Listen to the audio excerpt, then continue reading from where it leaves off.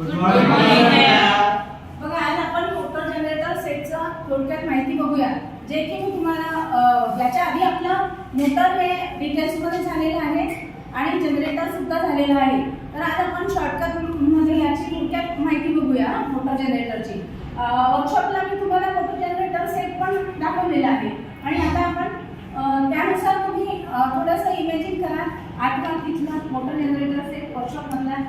आता पहा, इथे आपण काय बघतो की ही आहे AC 3 phase induction motor. AC 3 phase induction motor आहे ही.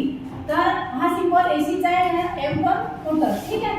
तर याला आपण काय करतो, स्टार्टरद्वारे मग आता ते मोटरच्या रेटिंग प्रमाणे आपण याच्यामध्ये स्टार्टर वापरत असतो. Dual starter, star delta starter, auto transformer starter, अशा टाईपचे स्टार्टर त्या रेटिंग प्रमाणे वापरतो आपण. तर मग इथे या स्टार्टरच्या माध्यमातून याला 3 फेजचा आपण AC सप्लाय मोटरच्या टर्मिनलला देत असतो आणि मग ही मोटर रन होते. इंडक्शन मोटर रन झाल्यानंतर इथे मोटर आणि जनरेटर हे मेकॅनिकली डायरेक्टली कपल्ड केलेले असतात आणि त्यामुळे हा जनरेटर रोटेट होत असतो. ठीक आहे. मोटर फिरते, ही मोटर मेकॅनिकली कपल्ड असल्यामुळे जनरेटरला फिरवते आणि जनरेटरच्या आपल्याला आर्मेचरला डीसीचं आउटपुट मिळत असते. अशा प्रकारे थोडक्यात हे काय झालं मोटर जनरेटर सेट. आता बघा, हे फॅक्टरीमध्ये वगैरे कंपन्यांमध्ये मोटर जनरेटर सेट हे नेहमी यूजमध्ये राहतात. आता हे जे मोटर जनरेटर सेट आहे याची एफिशियन्सी योग्य राहायला पाहिजे आणि कुठल्याही प्रकारचा ॲक्सिडेंट व्हायला नको आणि त्या कंपनीचे प्रोडक्शन योग्य प्रकारे व्हायला पाहिजे. त्याकरता आपल्याला देखभालीची गरज असते. तर आता ही जी देखभाल आहे ही असते रोज. म्हणजे काही गोष्टी आपल्याला मोटर जनरेटर सेटच्या बाबतीत रोज कराव्या लागतात, काही गोष्टी आपल्याला महिन्यानी कराव्या लागतात, काही आठवड्यानी, काही 6 महिन्यांनी आणि वर्षांनी. अशा प्रकारे आपल्याला नेहमी ह्या मोटर जनरेटर सेटची देखभाल करणे आवश्यक असते. तर आता पहा, देखभाल करत असताना आपण जी दैनिक देखभाल करतो ही मोटरचे लीड्स व अर्थ कनेक्शन यांचे परीक्षण करणे. मोटरचे लीड्स आणि अर्थ कनेक्शन, मोटरला अर्थ कनेक्शन योग्य आहे की नाही हे बघणे. त्यानंतर मोटरचे लीड्स योग्य आहे की नाही ते पाहायला पाहिजे. मोटर वाजवीपेक्षा जास्त गरम होते का ते पाहायला पाहिजे आपण. तर आता ही मोटर वाजवीपेक्षा जास्त गरम होते हे कसं बघाल तुम्ही.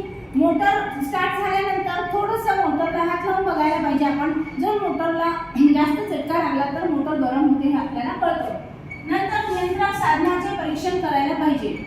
त्यानंतर ऑइल रिंग जर व्यवस्थित कार्य करतात का हे आपल्याला बेअरिंगचे परीक्षण करायला पाहिजे. तर हे मोठ्या मशीनच्या बाबतीत असतं. ठीक आहे. नंतर बेअरिंगचे तापमान वाढवावे आणि एंड प्लेट तपासून पाहायला पाहिजे.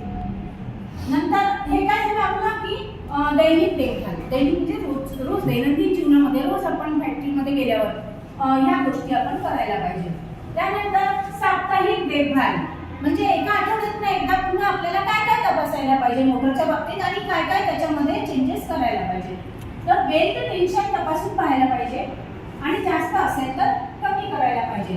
नंतर मोटरमध्ये स्लीव बेअरिंग असतील तर मशीनच्या स्टेटर व रोटरमधील एअर गॅप आपण तपासायला पाहिजे. स्टेटर माहिती आहे तुम्हाला, मोटरला काय असते, स्टेटर असते आणि रोटर असते. जे रोटेट असते ते रोटर, रोटेट होते ते आणि स्टेटर.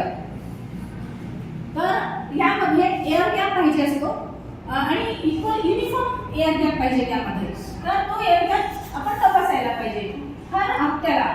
त्यानंतर धुळीच्या जागेचा असलेल्या मोटर जनरेटरला ब्लोअरच्या सहाय्याने आपण स्वच्छ करत राहायला पाहिजे. नंतर मोटरच्या स्टार्टर्स मधील कॉन्टॅक्टची झीज तपासायला पाहिजे. त्यानंतर बघा, बेअरिंगच्या ऑइल रिंग मधले ऑइल धूळ किंवा कचऱ्यामुळे खराब झालेले आहे का ते तपासायला पाहिजे आपण. नंतर ऑइलच्या रंगावरून याचे सहज परीक्षण होते. ऑइलचा जर रंग काळपट झालेला असेल तर मग आपल्याला ते ऑइल चेंज करायला पाहिजे. त्यानंतर आपल्याला महिन्यातून एकदा पुन्हा मोटरच्या कुठल्या भागाचा चेक करायचा आहे, परीक्षण करायचं आहे ते बघूया. तर सर्व नियंत्रण साधने जी असतात ओव्हरऑलिंग करायला पाहिजे. त्याची ओव्हरऑलिंग करायला पाहिजे. ऑइल सर्किट ब्रेकर्सची तपासणी करायला पाहिजे आणि ते स्वच्छ करायला पाहिजे. आर्द्रता व धुळीच्या वातावरणातील मोटरच्या हाय स्पीड बेअरिंग मधील ऑइल बदलायला पाहिजे. नंतर जनरेटर करता कम्युटेटर वरील ब्रशचे स्प्रिंग टेन्शन योग्य आहे का ते आपण बघायला पाहिजे. ब्रश माहिती आहे तुम्हाला कशाचे असतात? ब्रश असतात कम्युटेटर वरती लावलेले असतात, ते कार्बनचे असतात आणि त्या ब्रशचं टेन्शन त्या कम्युटेटर वरती योग्य आहे की नाही ते आपण तपासायला पाहिजे. नंतर 6 महिन्यातून पुन्हा आपल्याला देखभाल करायची आहे. इथे आपण काय करायला पाहिजे? सर्व वाइंडिंग साफ करायला पाहिजे. नंतर मोटरला हिटिंग देऊन त्यानंतर वाइंडिंगला वॉर्निशिंग करायला पाहिजे. वॉर्निशिंग कशाला करतात? वाइंडिंगला. ठीक आहे. वॉर्निशिंग केल्यानंतर त्याला ड्राय करावे लागते आणि मग पुन्हा ते बसवावे लागते, फिट करावे लागते.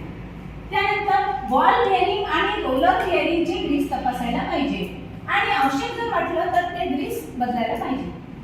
त्यानंतर बेअरिंग मधील सर्व ऑइल काढून पेट्रोल आणि थोडेसे लुब्रिकंट घेऊन ऑइलने बेअरिंग धुवून घ्यायचे आणि नंतर नवीन ऑइल भरायला पाहिजे.